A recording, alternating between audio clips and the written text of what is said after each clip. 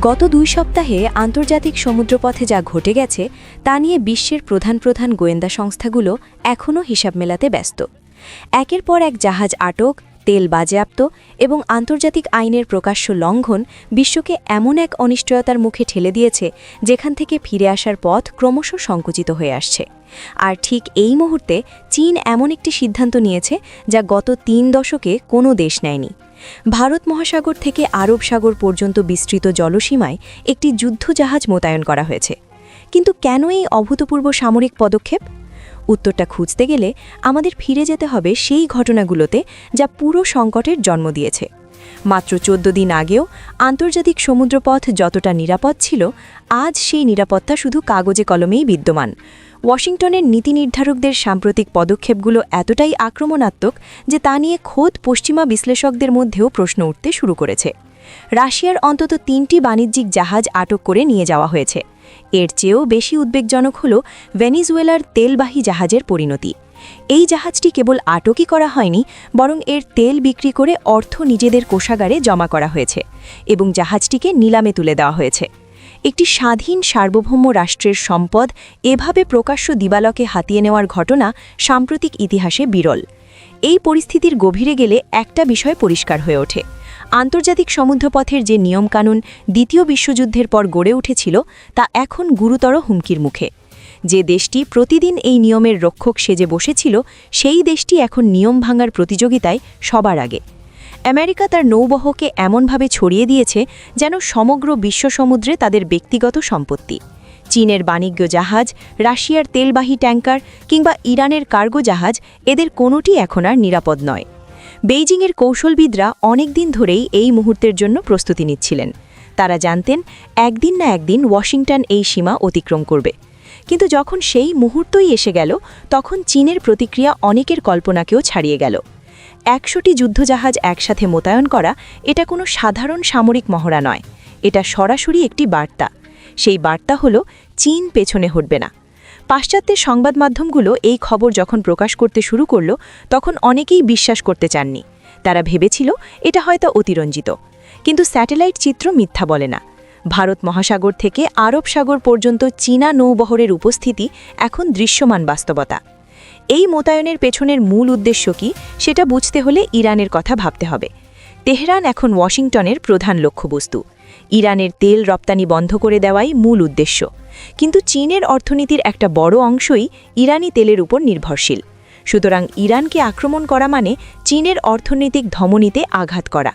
এই সমীকরণটা বেইজিং ভালো করেই বোঝে, আর এ কারণেই তারা এত বড় সিদ্ধান্ত নিতে দ্বিধা করেনি। ইরানের উপকূলে এখন চীনের ৪৮তম রেজিমেন্টের যুদ্ধজাহাজ অবস্থান করছে। ২টি শক্তিশালী ডিস্ট্রয়ার এবং একাধিক করভেট সেখানে মোতায়েন রয়েছে। তাদের একটাই কাজ, ইরানের কোনো জাহাজ আমেরিকায় যেন স্পর্শ করতে না পারে সেটা নিশ্চিত করা। কিন্তু গল্প এখানেই শেষ নয়, বরং সবচেয়ে চাঞ্চল্যকর অধ্যায় এখন শুরু হতে যাচ্ছে। দক্ষিণ আফ্রিকার উপকূলে যা ঘটেছে তা বিশ্ব রাজনীতির মানচিত্র চিরতরে বদলে দিতে পারে।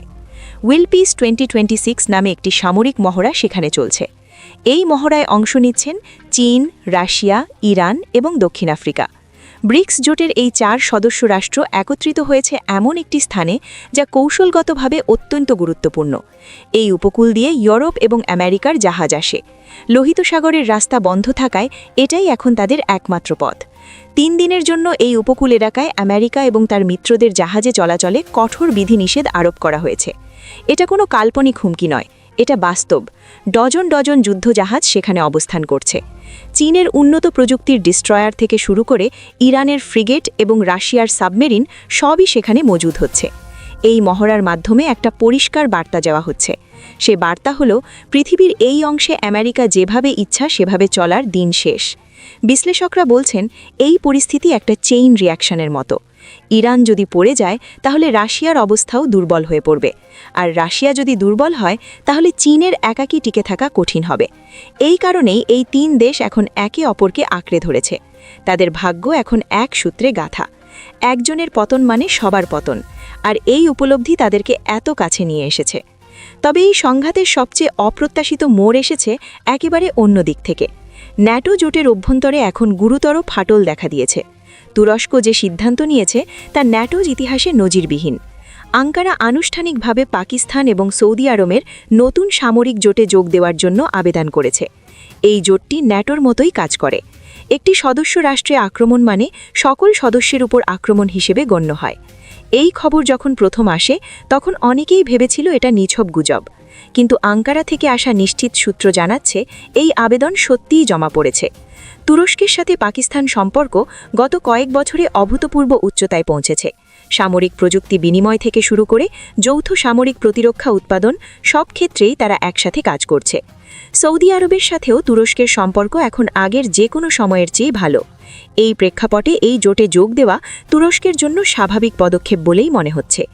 কিন্তু প্রশ্ন হলো, একটি ন্যাটো সদস্য রাষ্ট্র কেন হঠাৎ বিকল্প জোটে যোগ দিতে চাইছে? উত্তরটা লুকিয়ে রয়েছে ভূমধ্যসাগরের গভীরে। সাইপ্রাস দ্বীপকে ঘিরে তুরস্ক এবং গ্রিসের মধ্যে দশকের পর দশক ধরে উত্তেজনা চলছে। উভয় দেশই ন্যাটোর সদস্য, কিন্তু সংঘাত বাঁধলে নাকি ন্যাটোর সদস্যরা কার পাশে দাঁড়াবে সেটা তুরস্ক ভালো করেই জানে। তারা জানে ইউরোপীয় দেশগুলো গ্রিসের পক্ষ নেবে। ফ্রান্স ইতিমধ্যেই গ্রিসকে অত্যাধুনিক যুদ্ধবিমান দিয়েছে। জার্মানি গ্রিসের নৌবহর আধুনিকায়নে সাহায্য করছে। এ বাস্তবতা তুরস্কে বিকল্প পথ খুঁজতে বাধ্য করেছে। ন্যাটোর দ্বিতীয় বৃহত্তম সেনাবাহিনীর অধিকারী তুরস্ক যদি সত্যিই এই নতুন জোটে যোগ দেয়, তাহলে তা হবে ন্যাটোর জন্য বিশাল ধাক্কা। ৫ লক্ষাধিক সৈন্যের এই বহর ন্যাটোর ইউরোপীয় সীমান্ত রক্ষায় গুরুত্বপূর্ণ ভূমিকা রাখে। তুরস্ক ছাড়া ন্যাটোর দক্ষিণ দিকটা উন্মুক্ত হয়ে যাবে। রাশিয়া এবং মধ্যপ্রাচ্যের দিক থেকে আসা যে কোনো হুমকির মোকাবিলায় ন্যাটোকে নতুন করে কৌশল ঠিক করতে হবে। আরেকটা বিষয় লক্ষণীয়, মধ্যপ্রাচ্যে আমেরিকার সাম্প্রতিক পদক্ষেপগুলো ইউরোপীয় দেশগুলো বেশ নীরব। ইরানের বিরুদ্ধে কোনো যৌথ অভিযানে তারা অংশ নিতে রাজি হচ্ছে না। এমনকি ভেনিজুয়েলার জাহাজ আটকের বিষয়েও তারা প্রকাশ্যে আমেরিকার সমর্থন করেনি। এই নীরবতা অনেক কথা বলে। ইউরোপ বুঝতে পারছে আমেরিকার সাথে এই পথে হাঁটলে তাদের বড় মূল্য দিতে হবে।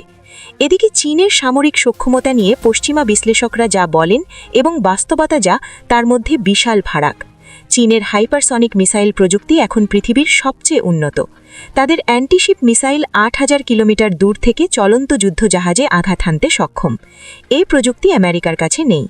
এর মানে হল আমেরিকার বিশাল বিমানবাহী রণতরীগুলো এখন আর আগের মতো অভেদ্য নয়। চীন চাইলে এগুলোকে ধ্বংস করতে পারে। এই ভয় হয়তো এতদিন আমেরিকাকে সরাসরি সংঘর্ষ থেকে বিরত রেখেছে, কিন্তু এখন পরিস্থিতি বদলে যাচ্ছে। আমেরিকা মনে হচ্ছে এই সংযম হারিয়ে ফেলছে। একের পর এক উস্কানিমূলক পদক্ষেপ নেওয়া হচ্ছে। চীন, রাশিয়া এবং ইরান, এই ৩ দেশকে একসাথে চ্যালেঞ্জ করা হচ্ছে।